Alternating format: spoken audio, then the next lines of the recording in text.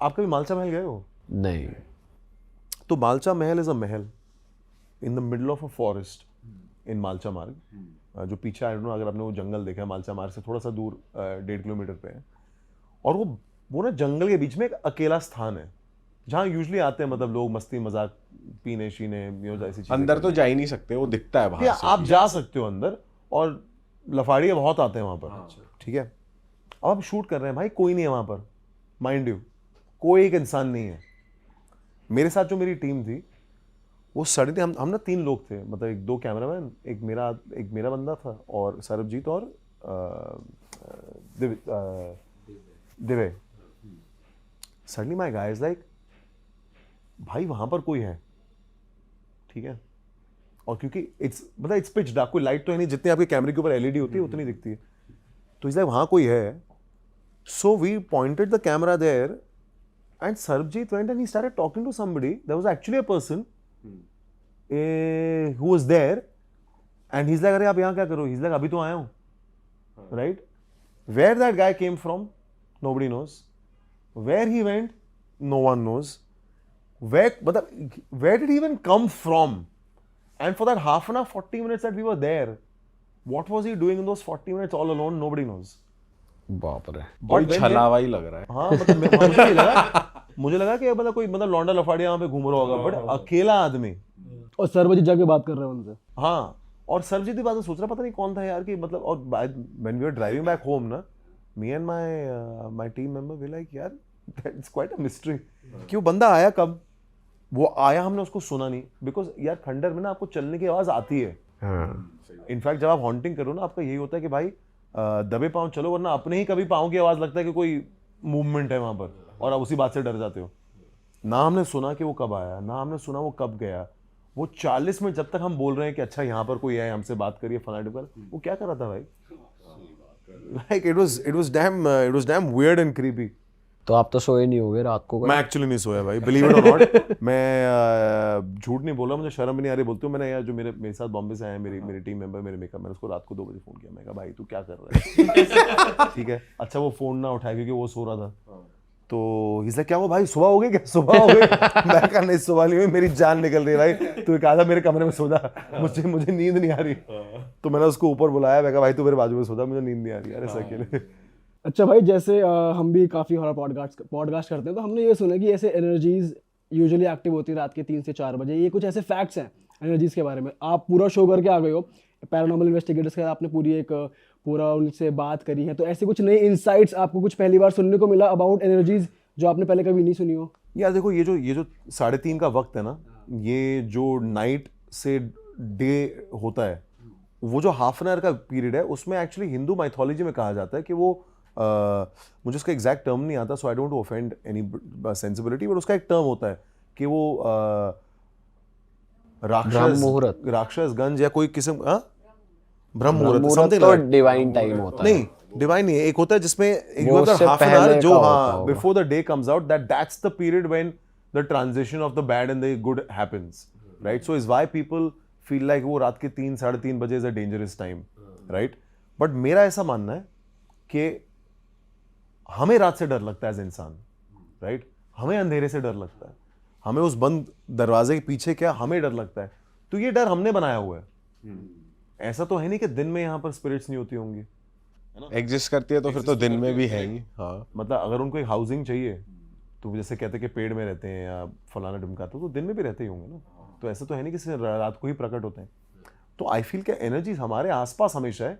हमारे डर की अंडरस्टैंडिंग वो इंसानी है कि हमें रात से डर लगता है, हमें अंधेरे से डर लगता है। हम सेम जगह जो हॉन्टेड है दिन में चले जाएंगे, रात में नहीं जाएंगे। क्यों? क्योंकि रात के अंधेरे से हमें डर लगता है, because you can't see, right? So I feel like my theory to this is that it's not like daylight horror doesn't happen, और हमने एक्चुअली भय में डे लाइट हॉरर दिखाया भी है। अच्छा, और भाई आपने जैसे गौरव तिवारी का कैरेक्टर प्ले करा है, सो उनके कैरेक्टर के बारे में कुछ आपको लगा कि भाई ये चीज़ बहुत बढ़िया, फैसिनेट कर रही हो आपकी कोई चीज़? यार कि वो कितने बुलंद थे यार। मतलब यू नो, मैं भी जैसे मतलब मैं भी लड़का हूँ, मैं अपनी ज़िंदगी में मुझे लगता नहीं मेरे में इतनी करेज है कि मैं अपना एक कंफर्टेबल बैकग्राउंड छोड़ के कोई ऐसे काम में लग जाऊंगा जहां मुझे पता है कि यार इसका फ्यूचर बहुत डिफिकल्ट है, राइट? मतलब मुझे इनकी स्टोरी इतनी फैसिनेटिंग लगती है कि ही केम टू बॉम्बे टू, अच्छा पहली बात तो दिल्ली से, ठीक है, अच्छे घराने से, he doesn't come from a difficult house where money is a problem, very very comfortable, came to Bombay to become an actor. अब वो एक्टर नहीं बन पाए तो वो चले गए यूएसए पढ़ाई करने पायलट की, वो पायलट बन भी गए, उनको लाइसेंस मिल भी गया, पर उनके साथ वहाँ पर कोई इंसिडेंट होता है जिसकी वजह से ही फील्स कि मेरी ना कोई पैरानॉर्मल की एक अंडरस्टैंडिंग है, मैं जानना चाहता हूँ कि ये क्या है। वो पढ़ते हैं पैरानॉर्मल को, मेटाफिजिकल साइंस जाके वहाँ पर, और वो ये बात को इंडिया लेकर आते हैं और वो ऐसा काम करते हैं जो मुझे लगता नहीं कि कोई करना चाहेगा, एंड फिर उसको फॉर्मलाइज करना इन अ कंट्री जहाँ पर हम तांत्रिक, अघोरी, उस वर्ल्ड में ज्यादा विश्वास रखते हैं और एक जनरल अंडरस्टैंडिंग होती है कि यार ऐसा तांत्रिक लुकिंग बंदा होगा जो मतलब ऐसे काम जो करता होगा। भूत वगैरह पकड़ता हो, घोस्टबस्टर्स वाला जो कॉन्सेप्ट है बेसिकली इंडिया में यही लेके आए। Correct, यही लेके आए हैं। कॉमन लोगों तक भी मूवीज के थ्रू और ऐसे ही आया है ना प्रोजेक्ट होके, थोड़ा मॉडर्नाइज तो वेस्टर्न वर्ल्ड ही करता है। तो मुझे यार ये बात उनकी बड़ी इंटरेस्टिंग लगी कि सब छोड़ छाड़ के ऐसा काम करना, and at the same time I think it's a very brave thing to do, right? मैं कल सर्वजीत के साथ भी था तो मेरी यही अंडरस्टैंडिंग थी यार कि ये ना इनके ये they are of a different bent where you will want to go specially to London, कि यार I want to go to that haunted site and I want to communicate with that part of the world कि वो किस दिक्कतों से गुजर रहे हैं, कि उनकी क्या प्रॉब्लम है, why are they stuck in this, कि ना वो इंसान रहे, कि ना वो क्रॉस ओवर कर गए हैं, वो कहीं दो रेल्म्स के बीच में जाके फंस गए हैं। ये बात को समझना और इसके पीछे करियर बनाना, I found that damn interesting यार, कि ये तो यार मतलब I wished I would have met him at some point and I could have had this conversation with him. भाई जैसे वो पैरानॉर्मल इन्वेस्टिगेटर थे, ये भी कहा जाता है कि एनर्जीज अगर तुम देख पा रहे हो तो वो भी एनर्जीज ही अलाउ कर रही है तुमको कि तुमको वो दिख जाए। Absolutely. हर किसी को अगर कोई साइकिक मीडियम है तो मतलब that is naturally inbuilt in you कि हाँ तुम उन्हें देख पा रहे हो। एनर्जीज के ऊपर है Totally. Basically. And it's that's why you say, if you want to speak, please talk. I come in peace. भाई जब आप ये पिक कर रहे थे या जब आपने सेलेक्ट करी स्क्रिप्ट कि मैं ये कर रहा हूँ, जैसा आपने देखा है बॉलीवुड ने कोई ऐसी ब्लॉकबस्टर हॉरर नहीं दी है जो बहुत बड़ी हो गई हो, क्योंकि मोस्टली लोग नहीं कंफर्टेबल होते हॉरर के साथ। तो आपको ये मूव सही लगा अपने करियर वाइज कि यार हाँ ये मैं 2 बहुत बड़े शोज दे चुका हूँ और ये कमर्शियली हॉरर जॉनर मुझे एक्सप्लोर करना चाहिए नहीं, क्योंकि मैं खुद हॉरर फैन नहीं हूँ तो मुझे करना चाहिए नहीं, ये डिसीजन थोड़ा यार डिफिकल्ट मैंने नहीं जब था? ये डिसीजन लिया था ना, एक्चुअली मैंने अपने करियर की बिना सोचे ये डिसीजन लिया था। आई जस्ट फेल्ट कि कहानी ना यार, ये इंसान की कहानी बहुत इंटरेस्टिंग है, ये इंसान की कहानी बताने लायक है, ये बतानी चाहिए, और अगर इसको हम सही तरीके से लिख पाएँ तो डेफिनेटली करनी चाहिए। तो मेरा हमेशा काम को लेके यही रहता है कि यार अगर आपको काम करना है, अगर आपको कोई स्क्रिप्ट करनी है तो उसको अटेम्प्ट करने के लिए ना यू नीड टू फर्स्ट, वो उस कहानी में एक चीज़ आपको मिलनी चाहिए जिसको आप पकड़ के ना आप हर दिन शूट पर जा सको। तो मेरे लिए वो गौरव की कहानी इसलिए was very interesting and important. It's only later when I started doing it I realize that horror as a genre is actually commercial in India. Like there is a very very big audience that enjoys horror, and while हमारा show purely horror नहीं है, मैं हमेशा कहता हूँ कि ये अपने आप में एक नया टेम्पलेट है, बिकॉज ये एक बायोपिक पैरानॉर्मल ड्रामा थ्रिलर है, जो डेफिनेटली आपको डराएगा, बिकॉज गौरव जिस किस्म का काम करता था वो आपको डराने लायक था ही, बट इसकी इंटेंशन ये नहीं कि आपको हर बात में घबराहट ही देते रहे, डराते ही रहे। It's just a narrative that is meant to do what is meant to do. So I found it very very fascinating and I was very happy. So also as actors sometimes you want to define a new genre. Like if this show tomorrow or maybe years down becomes a point of reference, it'll be a very big win that, oh, you know what, we attempted a genre, we did it in a different way, we brought a certain amount of reality to it, which I think somewhere I'd like to believe that in our fraternity we've not been able to crack properly. But इस character में आपको कुछ जैसे आपकी personality थोड़ी है कि आप डर जाते हो या चीज़ों से लगता है डर, बट गौरव ऐसी पर्सनैलिटी है एज अ कैरेक्टर की भाई उनको नहीं लगता डर, वो जाते हैं वही कि जहाँ डेंजर है वहाँ पे।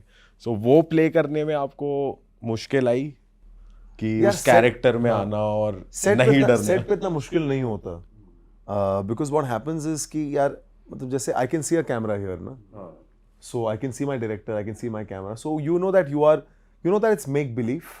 You know that you're creating an atmosphere. So while filming, you're not scared. But what happens while filming, the state of mind you're constantly putting yourself in, ना, जो आप अपने दिमागी जो आप चेंज किए जा रहे हो कि मैं एक सीरियस टोन में रहूँगा, मैं एक डर में रहूँगा, मैं एक एंग्जाइटी में रहूँगा, वो आपको ज़्यादा अफेक्ट करता है, वो आपके साथ ज़्यादा रह जाता है. तो जैसे एक सीन था, मैं कमरे में घुसता हूँ एक किचन में, और मैं किचन के सिंक के नीचे मुझे देखना है कि वहाँ पर कुछ है. तो वो जिस तरीके से कमरे में घुसना, because you know as an actor कि अच्छा मुझे सिंक, इवेंचुअली मुझे ना सिंक के नीचे देखना है, बट मैं पूरा पहले कमरा देखूंगा, मुआयना करूंगा कमरे का, ऑल ऑफ दैट. तो आप भी चाहते हो कि एक ऑडियंस का बिल्डअप आपके साथ बढ़ता रहे कि अच्छा ये क्योंकि ऑडियंस को तो पता है कि ये वो कमरे में सीन हो रहा है, और ये कमरे में गया, अच्छा जैसे ही राइट दिखेगा इसको पता है यार ये राइट में ना इसको कुछ तो है. एज एन ऑडियंस तो आप जानते ही हो, बट एज एन एक्टर आपको वो बिल्डअप देना ऑडियंस को, तो आप भी वो बीट पकड़ के you keep building that fear within you. By the time you are actually looking at the sink, you are also scared, right? Because if I am not scared and if I have to show fear, you will never feel it as an audience. Correct. Right? So I have to show and I have to feel it as much as I can. And like I said, repeatedly 9 to 15, 20 times, as long as we don't get the take correct. So that fear stays with you, and that sort of weighs you down when you go back home, and that bothers you. It's very draining. मैं हमेशा कहता हूँ यार, कोई पूछता ना कि यार आप जब घर जाते हो तो क्या you take back the character. My point is you don't take back the character, but you take back the aftermath for sure ना. कि मैं हमेशा एक एग्जांपल यही देता हूँ कि अगर आप आज आप रोए हो दिन की शुरुआत में, या आपका किसी से पूरी मतलब भयंकर चीखम चाकी वाले झगड़ा हुआ है, तो आपका पूरा दिन आपका ड्रेन ही जाता है ना. आप एक बैड मूड में जाते हो, अब हर एक थके होता है, एक इरिटेशन होती है, एक इरिटेबिलिटी होती है, you carry that through the day. Now an actor who is doing that for 12 hours every day for 60 days, obviously he's also going to take something back home, right? He's going to have a bad day, or like it's going to bother him at the end of the day. भाई set पे ऐसा होता था कि यार मौज मस्ती हो रही है इन अ वे कि कोई प्रैंक कर रहा है, सिंस हॉरर शो बना रहे हो तो डराने के लिए एक दूसरे को एक्टर्स या आपस में कुछ चल रही है मस्ती, ऐसा कुछ होता था? हाँ यार, हम तो जानबूझ के एक दूसरे को डराते रहते थे ना. बिकॉज क्या होता है कि जब आप एक ऐसा एक जॉनर जैसे हॉरर जॉनर को आप शूट कर रहे हो, तो आपका जो सेट होता है उसका माहौल भी ऐसा ही होता है कि लाइटें डिम होंगी, जितनी लाइट चाहिए उतनी ही लाइट होगी. मोस्टली अगर आप खंडर जैसी जगह दिखा रहे हो, तो खंडर में अगर आपको दिखाना भी है तो उतनी ही लाइट होगी. तो हम जानबूझ के इतना तो लोगों को डरा ही देते थे. तो भाई अब डिटॉक्स के क्या प्लान है, कहाँ जा रहे हो? I'll tell you what happened once. With my director. My director is a big believer, and he is always looking for signs कि नहीं यार हमारे साथ ना साइड बाय साइड कुछ ना कुछ तो हो रहा है. तो हमने क्या किया ना, हमने अपने डायरेक्टर को थोड़ा फूल करने के लिए, बिटवीन ऑल ऑफ अस, हमने कहा for example let's say if I am shooting him, right, so the camera is here, पर इसके पीछे ना खिड़की है, ठीक है. तो हमने क्या किया कि अच्छा करण जाएगा ना जब शूट करने के लिए, तो पीछे हम 2 शॉट लेंगे. एक शॉट जैसे हमको चाहिए, दूसरे शॉट में ना एक हमने कहा कि असिस्टेंट को तो अपना सिर हाथ डाल दियो, ठीक है. तो हमने क्या किया, हमारा डायरेक्टर बोले जा रहा है यार हाथ दिख रहा, बट उसको हम जो शॉट दिखा रहे हैं मॉनिटर पे वो दिखा रहे जिसमें हाथ नहीं था, ठीक है. तो इस यार तुम्हें कैसे नहीं दिख रहा, हाथ दिख रहा. तो हमने कहा है भाई दिख ही नहीं रहा है. So we used to do stuff like that. I know what happens because you are in that state. अभी तो बड़ा simplified लग रहा है ना कि यार कि तो बड़ी बचकान वाली हरकत हो गई. But because when you are shooting something and you are in that state of mind and you are in that atmosphere and it is 2, 3, 4 in the night, you really start believing that how are you not seeing it? I can see it. भाई बंदे की जिसको पागल में. हाँ भाई, अगर मैं आपको दिखा दूं ना by chance, I wish I had footage to show you हम कैसे जगहों पर शूट करते थे इन एब्सोल्यूट आइसोलेशन, पूरे मतलब खंडर जंगल, उसमें जाके शूट करना. तो उसमें आपका एक फ्रेम, जो माइंड का फ्रेम वो अलग ही चल रहा होता है, आप अलग ही बीट पर चल रहे होते हैं. पर ऐसा होता है जैसे आपने एक कैरेक्टर करा था जिसमें आप पुलिस वाले बने थे, बहुत फेमस आपका शो हुआ था, उसमें आप एक रीजनल जगह पे जाते हो, वहाँ का डायलेक्ट पकड़ते हो, वहाँ की भाषा बोलते हो. तो ऐसा कभी होता है कि लैंग्वेज में वो चेंज आ रहा है, तो अपने घर वाले कह रहे हैं कि भाई अब ये लैंग्वेज छोड़ दे, कैरेक्टर से बाहर आ जा, क्या हो गया तुझे, तू ऐसे क्यों बात कर रहा है, ऐसा होता है? पर यार एक चीज़ डेफिनेटली थी, जब मैंने खाकी किया था तो मैंने एक छोटी सी चीज़ कोशिश की थी कि मैं स्माइल नहीं करूँगा जब तक स्माइल की ज़रूरत नहीं है जिंदगी में भी. अच्छा, सॉरी कैरेक्टर में. वो कहीं ना मेरे साथ रह गई बात. तो I became a bit more for a lack of a better word, मैं थोड़ा सा खड़ूस सा हो गया था। तो मेरी मम्मी कहती थी कि ये तू क्या मतलब एक तो सबसे इतनी शॉर्ट बात करता है और बिना स्माइल के बात 2 किया वर्ड जाता है। में reply। हाँ, बिकॉज वो आदत पड़ जाती है, because when you are living the character for some time 3-4 months, और वो रुतबे का भी एक ऐसा मजा है ना कि आपको आप एंजॉय करने लग जाते हो कि मैं कम बोलूंगा तो लोग मुझे ज्यादा सीरियसली लेंगे। तो वो खाकी के साथ मेरा थोड़ा हुआ था, और जो मैंने थोड़ी सी थोड़ी सी बिहारी में बात करने की कोशिश की थी उसमें, तो उस दिन के बाद, और बिहार में हमने शूट तो चलो झारखंड में किया था, पर वो जो डायलेक्ट है उसका ना एक अपना मजा है यार, बहुत बात करने मजा है का। भाई उसका। तो अब अगर मुझे कोई मिल जाए जो बिहार या झारखंड से, तो वो 1 सेकंड में मैं भी उनकी तरह बात करने लग जाता हूँ। So you suddenly pick it up, because मजा आता है ऐसे बात करने कौन में। सा वर्ड बढ़िया लगता है आपको सबसे? मतलब एक तो बहुत तमीज से बात करते हैं और बहुत आराम में रहते हैं, तो उनका जो भी होगा बात करने का जो तरीका है, हाँ जी बताइएगा, हाँ, मजे में कैसन बिल्कुल। बा जैसे हमें लगा, अरे भाई कैसा है यार व्हाट्सअप, वो ऐसे नहीं है। बिहार और झारखंड में ना एक आराम का माहौल है, और वो पूरे आराम में रहते हैं, और मतलब अगर आप आंखें बंद करें तो ऐसा लगता है कि सब खटिया पे बैठे होंगे, एक हाथ ऐसे सर के पीछे होगा और ऐसे बात कर रहे होंगे, हाँ जी भैया क्या हाल है भैया वो एक फीलिंग देते हैं, क्योंकि उनमें वो एक है कि they want to take life not as seriously, let's say as all of us do from different cities. Slow life पसंद है उनको। हाँ, पर आपको उस कैरेक्टर को प्ले करने में कुछ कॉम्प्लेक्सिटी लगी कि क्योंकि वो एक रियल लाइफ बेस्ड है वेब सीरीज और आपका कैरेक्टर भी, तो आपने कुछ जैसे जो पुलिस इंस्पेक्टर सही में थे उनसे आपने इंटरेक्शन करी थी, ऐसा कुछ था कि आपने उनसे कुछ लेने की कोशिश करी हो? यार रियल लाइफ कैरेक्टर प्ले करना हमेशा नॉर्मल फिक्टिशियस कैरेक्टर से तो थोड़ा ज़्यादा कॉम्प्लिकेटेड होता ही है, क्योंकि उसमें एक आपकी एक लिमिटेशन हो जाती है रियल लाइफ की, कि फॉर एग्जांपल आज अगर आप अगर एक सिर्फ अपने मन से एक कहानी बनाते हैं, मन से एक कैरेक्टर बनाते हैं, तो आप उसको किसी भी किस्म की एक फिजिकलिटी दे सकते हैं, बाल का तरीका, दाढ़ी का तरीका, बॉडी कितनी होनी चाहिए, आप कितना कैसा चलेंगे, आप ये सारी चीज़ें अपने हिसाब से डिसाइड कर सकते हैं कैसे वो बात करता होगा। पर जब आप एक रियल कैरेक्टर प्ले करते हैं ना, तो आपकी एक लाइफ उतनी लिमिटेड हो जाती है, बिकॉज कि एक पॉइंट ऑफ रेफरेंस डेफिनेटली है, आप उस पॉइंट ऑफ रेफरेंस से बहुत अलग नहीं जा सकते। तो वो एक लिमिटेशन के चक्कर में थोड़ा सा चैलेंजिंग होता है, बट मज़ा आता है करने में।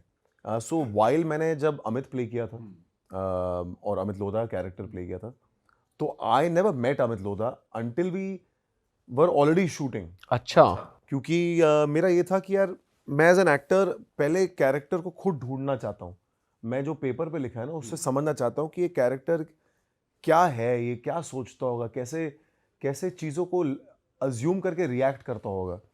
वरना like I said you get very limited कि अच्छा उसकी मैनरिज्म ऐसी होगी, वो बात इतनी ही करेगा, ऐसे तो भाई करेगा, ये डायलॉग होगा। माइंड में आता नहीं कि यार अगर मुझे किसी का रियल लाइफ कैरेक्टर प्ले करना है तो मैं उसकी बॉडी लैंग्वेज समझूं, जिस तरीके से वो बात करते थे चलते थे, तो वो शूटिंग से पहले नहीं होना चाहिए, मतलब आइडियली? एब्सोल्युटली राइट, बट अगर आप एक बायोपिक बना रहे हैं, अगर आप एक प्योर बायोपिक बना रहे हैं जहाँ पर डायरेक्टर की रिक्वायरमेंट है कि यार हमको ना जो मैनरिज्म है वो मैनरिज्म पकड़ के चलनी है, तो एक अलग बात हो जाती है। बट अगर आपका डायरेक्टर भी आपके साथ है कि यार हम डेफिनेटली एक इंसान की कहानी बता रहे हैं जो इंसान पब्लिक डोमेन में है आज की तारीख में, जैसे अमित लोधा हो गए, गौरव तिवारी हो गए, एवरीवन नोज अबाउट देम, जानते हैं कि कैसे दिखते हैं, किस तरीके से बात करते हैं, पर हम हम उनको मिमिक नहीं करना चाहते ऑन स्क्रीन, हम उनकी जिंदगी दिखाना चाहते हैं कि हमारे हिसाब से उनकी जिंदगी कैसी रही होगी। तो आप कुछ क्यूज लेते हो, you work on those cues, but you don't treat it like a biopic as way you're behaving exactly like how they behaved, unless the requirement is like that. Okay.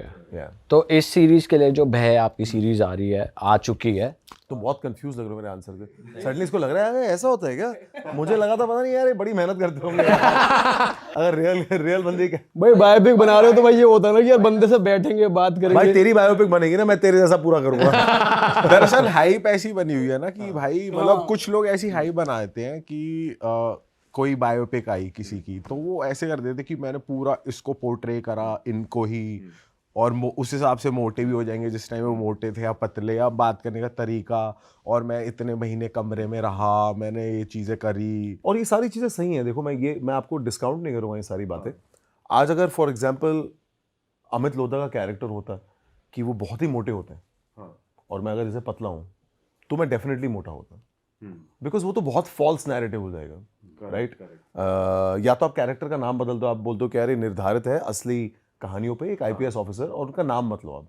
पर जहां भाई नाम लेते हो, आपको एक, वही मैं कह रहा हूँ कि एक बेसिक छवि तो आपके माइंड में है ही, वो छवि से तो you will have to correlate, इतना डेफिनेटली है। But to add to this thought process कि मेहनत तो मेहनत है, बट मेहनत सिर्फ फिजिकलिटी नहीं होती। आप कैसा सोचते हो? अभी हम 4 लड़के हैं, राइट? हम 4 लड़के हैं, हम सारे एक आज सिमिलर उम्र के होंगे। अब लड़कों की ज़िंदगी में जो सारी प्रॉब्लम्स होती हैं एक एज में, वो सब सेम होती हैं। सारी लड़कियों की प्रॉब्लम सेम होती है, घर वाले तंग कर रहे हैं, करियर नहीं चल रहा, ये बातें तो सारी सेम है, राइट? बट हम चारों इस सिचुएशन को अलग तरीके से रिस्पॉन्ड करेंगे, राइट? इंडिविजुअलिटी वो होती है। तो आप किस तरीके से करोगे किसी बात को रिएक्ट, वो इससे अलग होगा, इसका इससे अलग होगा, मेरा अलग होगा। मैं या कोई भी एक्टर उस दिमागी बात पर ज्यादा काम करता है जो साइकोलॉजी होती है कैरेक्टर की। बिकॉज जिस तरीके का पहनावा है आपका, जैसे आप दिखते हैं, आपके बाल हैं, आपका काम है, ये तो बड़ा बाय द वे है, राइट? आज हम जैसे पॉडकास्ट कर रहे हैं, मैं एक्टर हूँ, आप पॉडकास्ट होस्ट करते हैं, ये आपका काम है, पर ये आप इंसान तो नहीं हो ना। आप इंसान सिर्फ पॉडकास्टर नहीं हो, है ना? आपकी अपनी इंडिविजुअलिटी, अपनी जिंदगी है अदर देन दीज माइक्स। पर भाई हमारे अंदर का ना पॉडकास्ट में भी निकल जाता है, हम ऐसे थोड़े पॉडकास्ट में भी खुल जाते हैं। हमारा इंसान ही यही है, हमें तो ये लगता है। नहीं, बट बिल्कुल आप अपने काम, बट अपने काम से डिफाइन नहीं होते ना। मतलब people know you as the person you are. Correct. So when as an actor you're trying to play a character, you are trying to find the human being in the character, not the job that he does or the way that he looks. But ये आपको director convey करता है कि यार मैं ऐसा इंसान देख रहा हूँ आप में और मैं इसलिए आपको कास्ट कर रहा हूँ, या ये आपका टेक होता है कि सर मैं ये देखिए, मैं इतना बेहतरीन एक्टर हूँ ना, मैं क्या ना, डायरेक्टर भी मुझे हायर इसलिए करते हैं, कहते हैं नहीं यार ये काम तो खुद कर लेगा, आप संभाल लेना। संभाल लेगा ये। आप साइन हो गए हो, आप संभाल लेना। तो ये आपके नहीं, मजाक करो, ऐसा नहीं है यार। ये हमने एक वर्ड है जो बहुत इस्तेमाल होता है हमारी इंडस्ट्री में, उसको कहते हैं कोलैबोरेटिव वर्क, कोलैबोरेशन, है ना? सारे एक्टर्स बोलते हैं कि इट्स अ कोलैबोरेशन। कोलैबोरेशन का मतलब ये होता है ना, राइट, कि आप, कोई एक इंसान है जो मटेरियल को लिखता है, जो राइटर होते हैं, एक इंसान है जो उसको डायरेक्ट करेंगे, एक डीओपी होंगे जो हमारे कैमरामैन होते हैं, और एक सारे एक्टर्स होंगे। हम सारे कमरे में मिलके वो बात और वो स्क्रिप्ट को पूरी तरीके से डिस्कस करते हैं और बातों बातों में समझते हैं कि हम ये क्या कर सकते हैं इस मटेरियल के साथ। तो अगर जैसे एक्टर में कोई लिमिटेशन है तो डायरेक्टर या जो बाकी पूरी टीम है वो उसको नोटिस करेगी कि यार इसमें ये लिमिटेशन है, इस बात पर हमको काम करना है इस स्क्रिप्ट के लिए। तो they will work with you on that. So for example, जैसे अगर खाकी में पूरा एक चंक है जहाँ मुझे उनकी डायलेक्ट में बात करनी है, तो उसके लिए 2 तरीके हैं, या तो मैं खुद एक कोच लगा लूँ डायलेक्ट के लिए, या मेरे प्रोड्यूसर लगा लें, बट वो लगेगा डेफिनेटली। तो अगर आप बहुत प्रोएक्टिव एक्टर हैं, अगर आप थिंकिंग एक्टर हैं, तो आप पहले ही प्रीएम्प्ट कर लोगे यार कि अगर मैं एक शो कर रहा हूँ बिहार के ऊपर, तो मैं बिहार की जितनी भी चीज़ें हैं उसको मैं खुद भी समझ लूँ थोड़ा सा, ये मेरा होमवर्क है, राइट? उसके बाद अगर आपको आपकी टीम का सपोर्ट मिलता है तो बहुत ही बढ़िया है, अगर ना मिले तो ये आप ही का काम है, क्योंकि मैं नीचे सबटाइटल तो डाल नहीं सकता यार, मुझे ना प्रोड्यूसर और डायरेक्टर से सपोर्ट नहीं मिला था तो इसलिए मेरी परफॉर्मेंस वीक है मैं होमवर्क करके नहीं आया। तो आपको इतना तो अपने ऊपर खुद लेना पड़ेगा कि भाई इतनी मेहनत तो मुझे खुद करनी ही पड़ेगी। इसीलिए एक्टर अगर आप देखोगे तो अगर आप मेहनती एक्टर हो तो आप अपनी एक्शन क्लासेस खुद कर रहे होगे, आप अपनी डांस क्लासेस खुद कर रहे होगे, कि आपको पता नहीं ना किस वक्त पर क्या फोन आ जाए, किस चीज़ की रिक्वायरमेंट आ जाए। ऐसा ना हो कि बंदा एकदम खस्सी हो, पूरा रस्टेड आदमी हो, जिसको कोई डायरेक्टर लाके बोले यार इसमें तो बड़ी मेहनत करनी पड़ेगी, ये तो गलती होगी यार। भाई एक्टिंग क्लास से वो याद आ गया, सौरभ सचदेवा की जो एक्टिंग क्लासेस हैं वो बहुत ज्यादा आजकल चल रही हैं। इंस्टा पकड़ लिया उन्होंने, इन्फ्लुएंसर्स वगैरह। यार मैंने एक्चुअली उनके साथ कोई क्लास की नहीं है तो मैं कमेंट नहीं कर पाऊंगा, बट वो बहुत ही पब्लिक डोमेन में है and everyone really appreciates what he does more than an acting teacher. I know as an artist, right, and I really enjoy watching the way he imbibes a character, और जिस किस्म की उनकी mannerisms change होती हैं with every character that he's played over a very long career that he's had. So I enjoy watching him, and I'm just glad that finally in Bombay you have someone who's taking the craft of acting seriously. Correct. जब हमने acting शुरू की थी ना, मेरे batch के एक्टरों ने, उस टाइम पर इतना एक्टिंग को कोई ध्यान देता नहीं था। नहीं, मैंने कुछ नहीं किया, मैंने सीधा टीवी किया था। मैं एक्चुअली बिजनेस बैकग्राउंड से आता हूँ। कुछ हालात ऐसे थे कि मैं एक्टर बन गया। हाँ, तो यार ये तो मैंने तो एक्टिंग सीखी नहीं थी, मैंने एक्चुअली टीवी करने के बाद जो मैंने थोड़ी सी ब्रेक ली थी, मैं कहा यार चल ठीक है, मैं आगे कुछ बड़ा करना चाहता हूँ तो कुछ सीख तो लूँ पहले। तब मैंने थोड़ी सी वर्कशॉप्स करनी शुरू की थी। बट भाई वर्कशॉप्स इतनी इंटेंस होती है जितनी हमें देखने को मिलती है कि इंसान को रुलाया जा रहा है, उसे सिचुएशंस में डाला जा रहा है। ये तो फैक्ट है। मैंने एक हफ्ते की वर्कशॉप की थी और एक दिन तो I actually had a Crocin यार, बिकॉज सर फट जाता है क्योंकि बिकॉज द थिंग इज आप हमेशा क्या कोशिश करो कि मैं अपने शरीर से ना और किस्म के एक्सट्रीम इमोशंस निकालूं, मैं अपने लाइफ की जितने भी मेरे पेनफुल एक्सपीरियंसेस हैं उसमें जाके बैठूं, थोड़ा वक्त बिताऊं, उनके बारे में बातें करूं। और ऐसा होता है ना कि जैसे हमारी जो दुखती रग है, हम उसको दबाने की कोशिश करते हैं, हम उसको मतलब हम ज़्यादा डिस्कस नहीं करना चाहते हैं बिकॉज वो एक पेन पॉइंट होता है। बट मैं अगर आपसे कहूँ कि आपको 8 घंटे उस पेन पॉइंट के बारे में बात करना है, आपको कॉन्स्टेंटली उस इंसान को याद करना है और उसके बारे में बात करते हुए पूरा दिन बिताना है, तो by the end of your body gets drained, right? You get tired. It's like if I tell you that, okay, you can run 3 kilometers a day, but now keep running for 8 hours non-stop. So you will be tired at the end of the day. So an acting workshop like what you see is very, very draining. और अगर आप इस craft में रुचि रखते हैं, इस art में रुचि रखते हैं, तो जब आप ये प्रैक्टिस करने जाएंगे किसी वर्कशॉप में, तो आप भी अपने दिलो जान से उसकी करेंगे। तो जब आप ज़्यादा मेहनत करते हो किसी चीज़ को समझने के लिए, सीखने के लिए, तो जो सीखने का वक्त होता है वो हमेशा ज़्यादा टायरिंग होता है। Like even when we go for dance rehearsals, right? जैसे अगर आज कोई डांस परफॉर्मेंस है मेरी, 10 मिनट की परफॉर्मेंस होगी, वो 10 मिनट की परफॉर्मेंस सीखने में 4 दिन लगते हैं। पहले दिन तो लगता है यार कि ये तो भाई हो ही नहीं पाएगी, तो आप कोरियोग्राफर बोलते हो यार तू ये स्टेप चेंज कर दे, ये कर दे, नहीं हो रहा, बट वो भी लगा रहता है, नहीं सर हो जाएगा। तो पहले दिन आपको बहुत मेहनत लगती है और पसीने निकल रहे हैं, जान निकल रही है। कट टू जिस दिन आप परफॉर्म करते हो ना, आप स्टेज पे जाते हो, वो 9 से 10 मिनट 1 सेकंड में निकल जाते हैं and you are very comfortable with it. ना आपका सांस इतना फूल रहा है, ना आपके पसीने छूट रहे हैं, बल्कि आप बोलते हो यार ये कब शुरू हुआ, कब खत्म हुआ, मजा आ गया। सो जो सीखने का पीरियड होता है उसमें दिमाग बहुत लगता है, उसमें you feel because you're learning, right? You're applying more, you like what you do, so you'll apply even more. So that is what you see is very draining.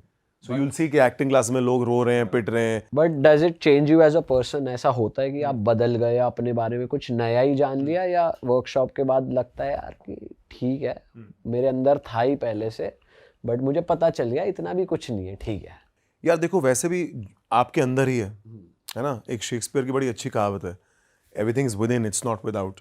उसका मतलब ये है कि सब कुछ जो आपके जितने जवाब है जिंदगी को लेके, चाहे वो कोई भी पहलू के हों, वो आपके अंदर ही हैं, आपके बिना नहीं है। आप किसी और के साथ जाके अपना दिल हल्का कर सकते हो, ओपिनियन ले सकते हो, बट आप करोगे वही जो आप करना चाहते हो, राइट?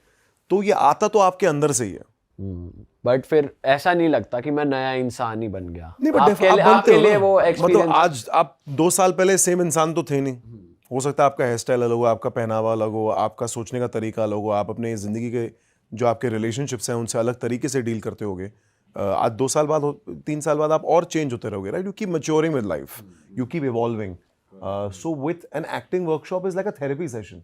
आपने कभी किसी ने थेरेपी ली? भाई इसने किया था थिएटर एक बार, तो नहीं, थेरेपी तो किसी को थेरेपी में डाला?